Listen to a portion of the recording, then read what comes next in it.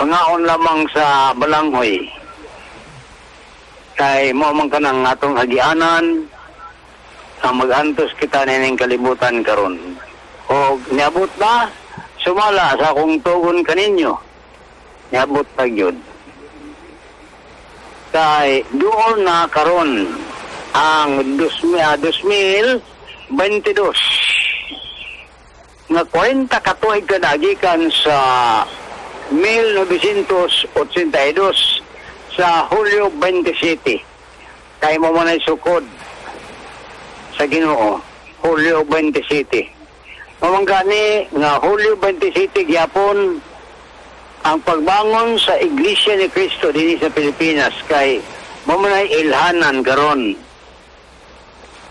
Kung niya na gani na sa Pilipinas na dinhi ang gingharian sa Ginoo nga wala masabot sa daghang mga tao nga kadtong gingharian sa niadto ni Nabucodonosor kinahanglan mausob katong istorya dinhi gayud sa Pilipinas sumala pa sa sukod nga dunay sukod ana nga 2,520 katuig gikan sa 606 BC nga didto magsugod ang pagbihag sa mga Hudiyo. Ngunit atong sabton mga kaigsuonan kay kining akong istorya wala man ko ni magtumo-tumo, wala ko na ini magabuhat nga ako lamang kundi diktasyon kini sa Ginoo. Mamanggani nga pagsulti ni Dr. Jose Rizal niadtong Hulyo 26 sa gabi nga panihon ko sa dapitan kay dito man ko magapuyo sa Malibago. Yan ang gabi yan anak ko si Dr. Jose Rizal sa Ugma July 27, 1982 Lakaw sa dapitan. Yan ko dapitan aron pag hingamat kaninyong tanan mga kaigsuonan kay wala man ko ini magkomedya. Diktasyon kini sa Ginoo. Hapit ako di makatulog sa entero gabi bisag adlaw. Kay naa si Dr. Rizal magdikta sa akong dalunggan. Nagsulat ako, gipasulat ako niya libro nga konsumato kuan kanang nung tanghiri. Kay matod pa niya mubalik na siya din sa kalibutan.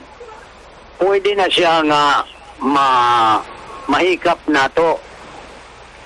Pero hulat lang mo og pinakatuig kay napamay 5 ka presidente sa Pilipinas nga mugahom pa din sa atong nasod sulod sa 30 katuig sa 5 kay tag-uno man katuig matag usa ni ani. Og dili ako maulaw musulti ninyo nga dunay usa danang 5 nga taga-dapitan Israel City. Usa sa 5 niya na nga mahimong presidente sa Pilipinas. Kana usa ka propesya nga inyong kanunay hinumduman nga kanang tawhana may dugo nga katsila. Nagalatay-latay sa iyang kaugatan ang dugo sa katsila. Kay mo man ay premyo dayon akong isulti kaninyo kanang tinago ni ani. Mo ay premyo ni Dr. Jose Rizal sa pagdawat sa katsila dinhi sa Dapitan City nga wala siya lisod-isura na ara sa gyapon sa adili sa binilanggo sama na ng bilanggo yun sa sulod sa silda. Nakalakaw-lakaw siya mo na premyo niya sa Dapitan City nga mag-andam lang kung kinsa man ang tagadapitan nga ang dugo niya may pagkakasila, mao kana siyang tawhana. Mao kana. Munang buot ako niya makigistorya na kung unsaon kani. Kay tibuok naman na Pilipinas ang gingharian sa Dios. Tibuok na gyud nga Pilipinas. Kay daghan na kita bisan dito sa Manila, Metro Manila, daghan na kita dito. Abot na kita sa Apari. Doon na itong mga kauban dito sa Apari. Sa Davao, sa Zamboanga City, doon na itong mga kauban dito. Muna nga, kung mulihok kitang tanan, alang sa presidente sa Pilipinas, karong umaabot nga panahon, magkatinuod. Ang akong pulong kaninyo kay anhimon sa dapitan, magasugod, magapuyo kanang tawhana, anhi sa dapitan. Moman ka na dayon ang balikon ko premyo ka na ni Dr. Jose Rizal sa usa ka katsila nga gidawat siya nga dili pinilanggo sa prisuhan. Pwede siya makanakaw-lakaw bisag asa. Unang abot siya sa punot, abot siya sa balyangaw, yang bukid, dini sa Pinyan, abot siya dito. Kaya mahula man lang ito siya kabayo ni Carnicero. May iyang kaimtang sa niadtong panahon. Siya ang gadikta kanako alang nining trabaho karon.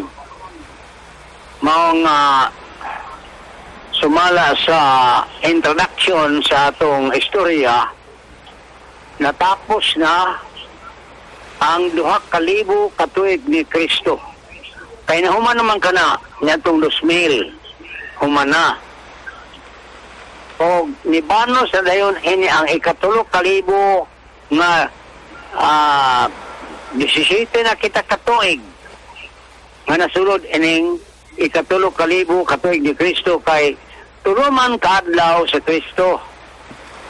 Nan kaya mo sa kaadlaw o sa 1,000 man katuig sa Dios o sa tao mo nang gahulat kita og 2,000 katuig nga mo balik na si Kristo dini magsugod sa Pilipinas.